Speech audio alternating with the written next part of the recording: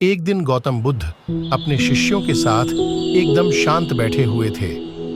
उन्हें इस प्रकार बैठे हुए देख शिष्य चिंतित हुए कि कहीं वह अस्वस्थ तो नहीं है।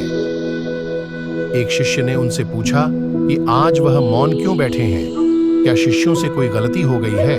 इसी बीच एक अन्य शिष्य ने पूछा कि क्या वह अस्वस्थ हैं, पर बुद्ध मौन रहे। तभी कुछ दूर खड़ा व्यक्ति जोर से चिल्लाया, आज मुझे सभा में बैठने की अनुमति क्यों नहीं दी गई है। बुद्ध आंखें बंद करके ध्यान मग्न हो गए। वह व्यक्ति फिर से चिल्लाया, मुझे प्रवेश की अनुमति क्यों नहीं मिली। इसी बीच एक उदार शिष्य ने उसका पक्ष लेते हुए कहा कि उसे सभा में आने की अनुमति प्रदान की जाए। बुद्ध ने आंखें खोली और बोले, नहीं, वह अछूत है, उसे आज्ञा नहीं दी जा सकती।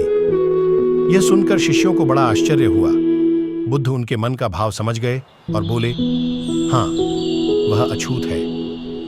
इस पर कई शिष्य बोले, हमारे आश्रम में जात पात का कोई भेद ही नहीं, फिर वह अछूत कैसे हो गया। तब बुद्ध ने समझाया, आज वह क्रोधित होकर आया है। क्रोध से जीवन की एकाग्रता भंग होती है। क्रोधी व्यक्ति प्राय मानसिक हिंसा कर बैठता है।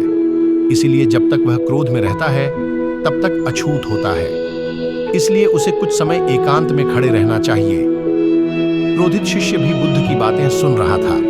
पश्चाताप की अग्नि में तपकर वह समझ चुका था कि अहिंसा ही मनुष्य का महान कर्तव्य व परम धर्म है। वह बुद्ध के चरणों में गिर पड़ा और कभी क्रोध न करने का प्रण लिया। शिक्षा आशय यह है कि क्रोध के कारण व्यक्ति अनर्थ कर बैठता है और पश्चाताप उसे बाद में होता है, जिसका कोई लाभ नहीं मिलता।